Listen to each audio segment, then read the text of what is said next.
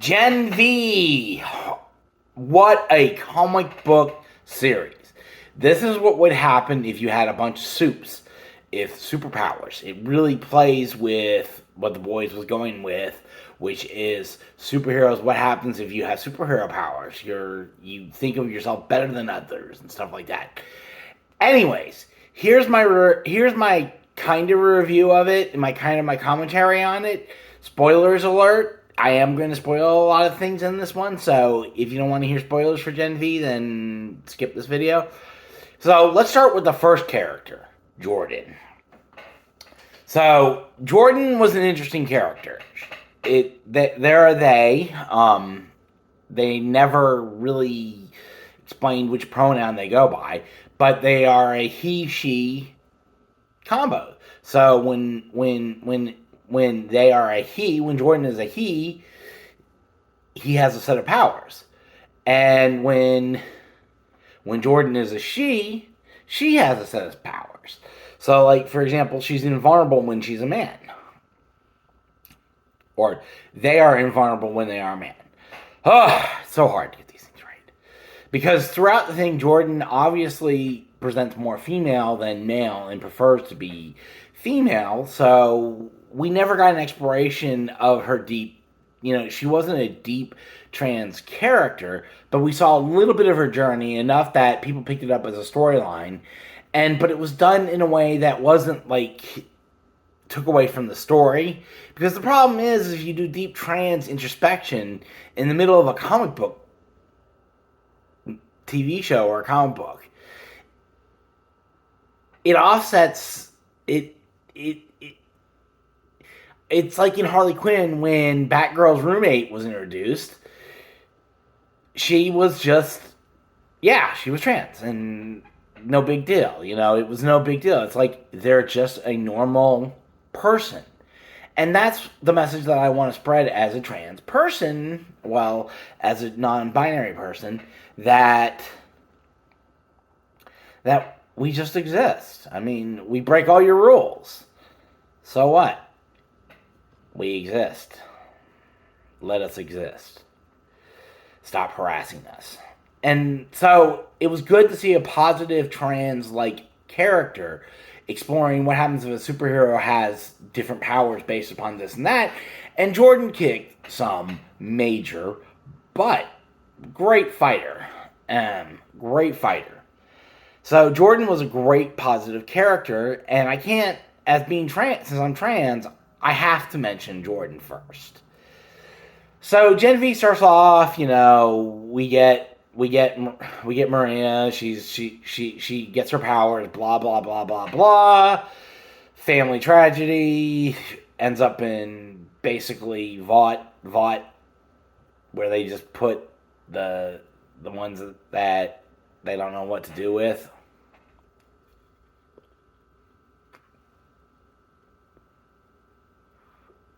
The ones with useless powers, or or their family has gotten rid of them or whatnot. And we're introduced, and she gets into Godolkin University. Now, Godolkin University is what happens if you take a whole bunch of superheroes and put them together in a university.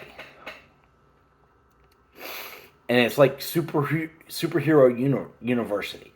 And we explore kind of, usual college hijinks, There's a whole bunch of, it turns out they're experimenting on some of these Vought candidates, and that pulls into the thing. And it's kind of slow to start, but then as it starts to get further deeper into the mystery of what's going on, and it gets much better and better, and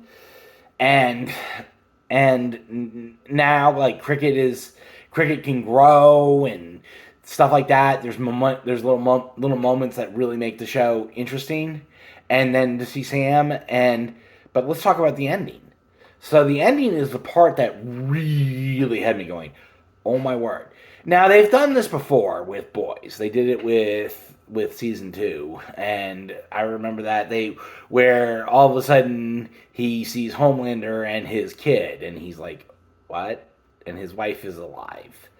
So yeah, that they do the oh my god. So Homelander. So basically, the ones that were being experimented on broke out and started killing all the humans. So it got bad. So the Godalkin Four, the four that had been kind of like the Godalkin Guardians, had all gathered together and are battling off and stopping these things. And then all of a sudden, Homelander shows up and zaps, says something like, you're the worst of your kind type, what animal are you, and some weird statement, and then blasts Marie. And then it cuts to a news report that the heroes of Godalkin are the villains that actually caused this thing, and then it cuts to them waking up, the Godalkin Four waking up in what amounts to a room, and that leaves it where it is. So this is basically the classic comic book plot twist. Now the heroes are the villains, and they've got to prove. But now they can do underground kind of. They discover, this could introduce a whole new wrinkle. So that the problem with this ending is, are they dead?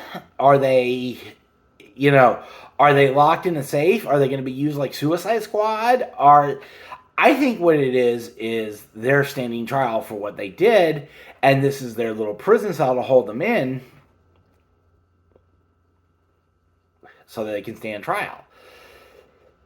Because, and that could go through the boys. Because Gen V's Boys takes place right after Gen V, and so we're going to probably see a little bit of Gen V in the Boys, because they had the boys appear at the end.